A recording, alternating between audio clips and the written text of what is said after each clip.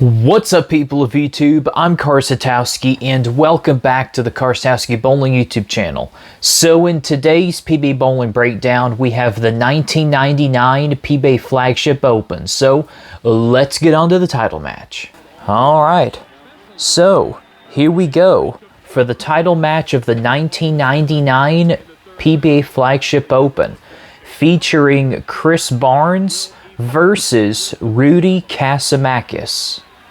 And Chris Barnes is up first.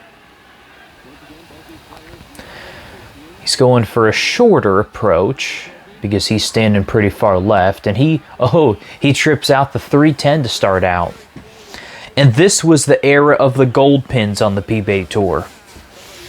Yeah, after the deal with ABC expired, for some reason, the PBA had decided to go and use gold pins. That is a pretty straight shot from Rudy. Rudy's got a real high backswing and a real powerful game. I don't really know a whole lot of what Rudy has done in bowling in general much after the late 90s, but I really do like his game.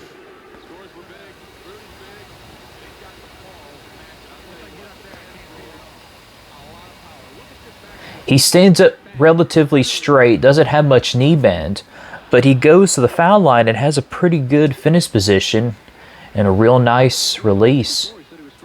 And he's going a bit straighter here than Chris Barnes is.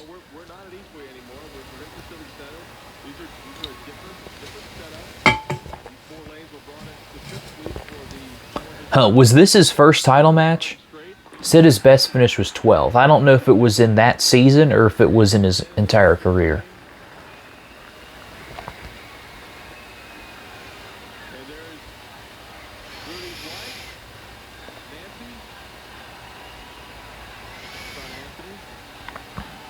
And this was the dawn of ESPN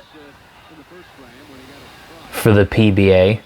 And Chris is going pretty straight on the right lane, and he goes high flush, tripping out the 7-pin for a double. Yeah, ESPN, I believe, started on the PBA in 1998, I'm pretty sure, and they were sponsored. Well, they aired PBA telecasts pretty much all the way until about 2018, which Fox Sports would end up taking over from 2019 until 2025, and as of 2026, the CW will be taking over. And Chris leaves a 4-pin. I think bowling on ESPN was fine for the most part. They also did some events on a CBS Sports Network as well. ESPN, I think, was fine. You know, when I was getting into the PBA, I mean, that was in the last 4 or 5 years of the ESPN deal, and I thought those were fine. I mean, they also had a rotating commentators, but Randy Peterson was still the color analyst through all of that. But yeah, it was fine. But I'm glad they went to Fox Sports eventually, and that's a nice trip 10 for Rudy. I like these arena finals. Really, after about 1990s, a lot of arena finals would be held for like major championships, like they did the USBC Masters in 2004 and 2007, I remember. But these arena finals are real nice. And they've also done it for the Tournament of Champions in 2016 and 2017. And that is a nice break for Rudy.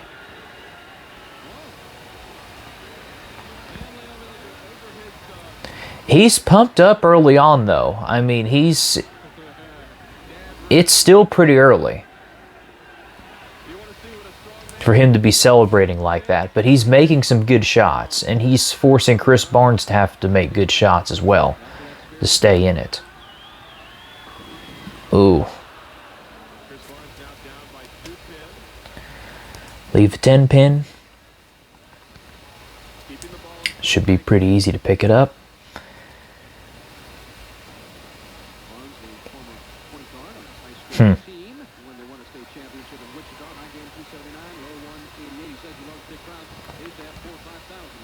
Good cover on the 10 pin.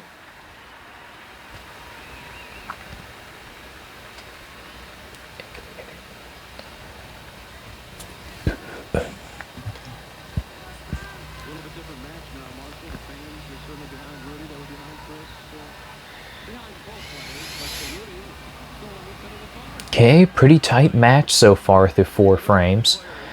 They also gotten rid of the 4th frame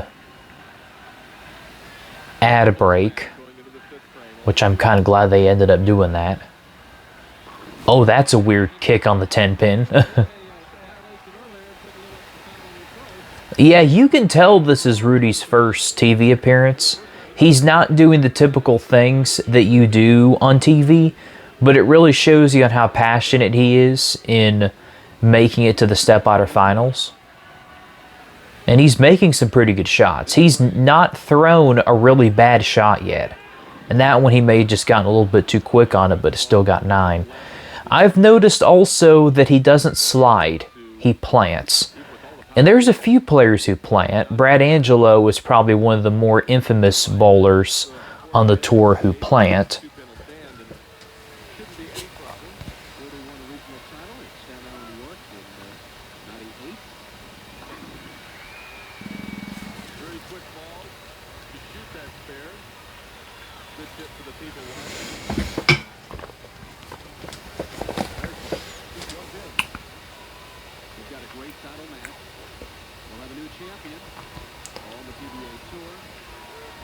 I like that his bowling ball matches his shirt.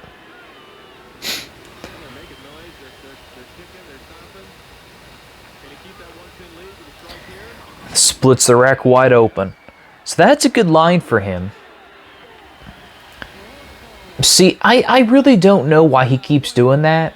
If he's able to stay focused, then go for it. But most of the time when players celebrate that hard in the middle of a match, they'll just end up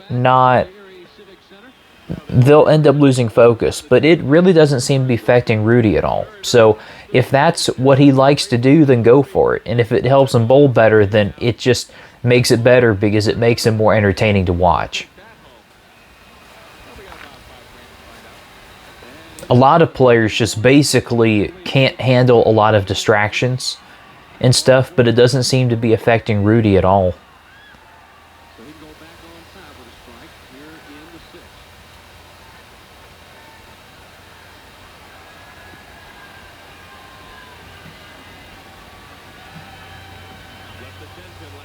Oh, goodness. Yeah, that might have missed a little bit too far inside. Chris's ball definitely seems to be having a little bit more back-end reaction than Rudy's ball, which is why it went through the face. Well, he'll have to go for count here. Now, that was a good attempt. But go for count and then just strike on this ball and see what Rudy does.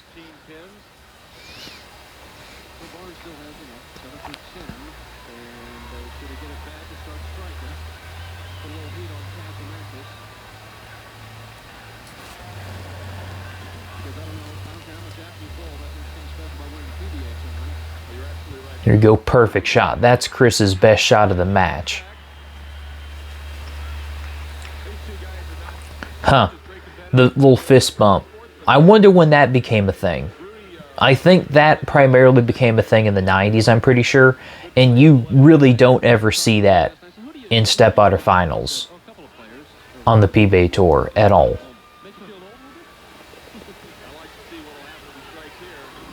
That's a weak 10. Yeah, you don't even see the fist bumps when somebody wins a match. You just see like the side hug and stuff like that, or the full-on hug if they win, or when they win.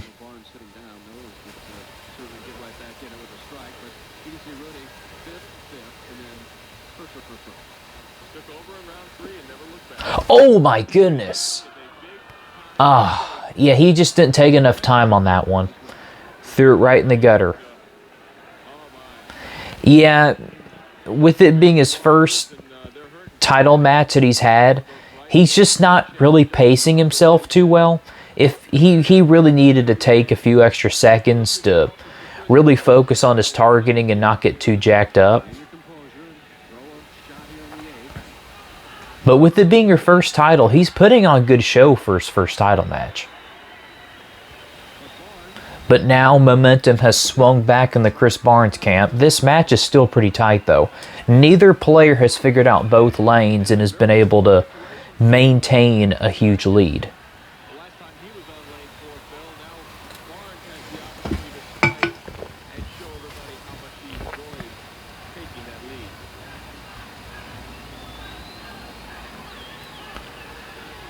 Oh, come on now. Wow. Paralyzing 10-pin. Yeah, momentum has swung into the Chris Barnes camp now. Look at this. He got that ball rolling much later, and it doesn't hook too heavy in the pocket like it did the last time. And he threw a perfect shot on this left lane. Let's see if he can do it again. And if he can, he'll take a 19-pin lead going into the 9th frame. There you go. Alright, so no matter what Rudy does in the 9th and 10th frame, he cannot shut out Chris Barnes. But Rudy needs to get strike in the 9th to cut the lead back to 9, and he really needs to get pretty much all 3 in the 10th to force Chris Barnes to get a double to win his first title. It's always fun to see 2 bowlers going for their first PBA Tour title. And it shows you how much each player wants to win. It shows you the intensity. And there's a lot on the line as well. I think seeing 2 legends who've been on the tour for 20, 30 plus years going at it, who are among the top 10 winningest bowlers of all time, and just trying to extend their careers by just one more victory, and 2 bowlers going for their first titles are probably some of my favorite title matches to see. On one hand, you have 2 bowlers who haven't really made a big statement on the tour, like in this match, and in other matches like with Pete Weber and Walter Ray battling it out after they've both been on tour for 30 years, for example. It's just one of the last few matches we'll get to see with them. And those are some of my favorite matches to watch.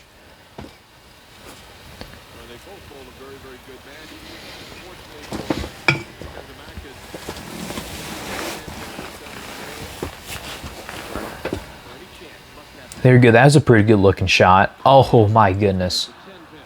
I think he got robbed there. Week 10. Yeah, well, Chris knows what he needs to do now. He knows that with the strike here, it's pretty much over. Doesn't take too long to go up.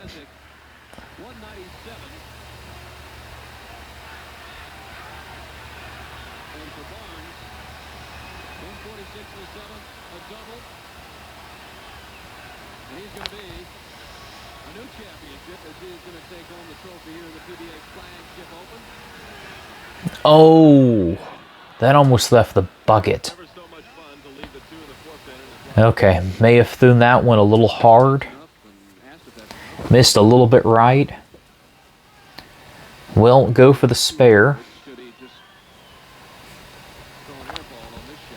Yet Rudy knows that that flat 10 was huge. Oh my goodness, I thought he was going to chop it. Wow. Yeah, I thought he was going to miss left and chop that. Wow. Jinkoba, moment of concentration.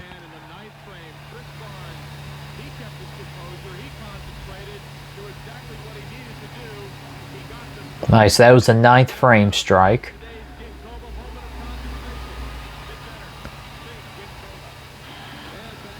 Okay, trophy presentation, 214 to 197.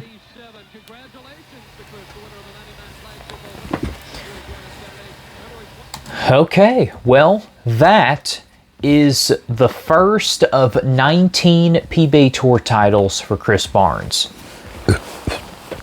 Chris would also win 3 majors, the US Open, Tournament of Champions, and the World Championship, to help him be, at that time, the 6th player to win,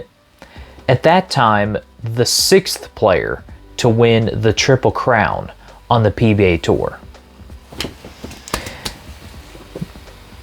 I would probably have to say Chris Barnes would be probably right at top 20 of best bowlers on the PBA Tour. If not number 20, I'd say probably 22 or 23, but definitely one of the best bowlers on the PBA Tour. And, you know, right now on the PBA 50 Tour, I think he has like 8 PBA 50 Tour titles. So I'm expecting the 2026 season for him to become one of the 6 players who has won at least 10 national titles and at least 10 PBA 50 national titles. And I believe he'll do that in 2026. So anyway, so if you all have enjoyed this PBA Bowling Breakdown and would like to see any more, then be sure to hit that subscribe button down below so that you will never miss any videos. I'm Karsatowski. Keep watching my content, and I will see you in that next video. See ya!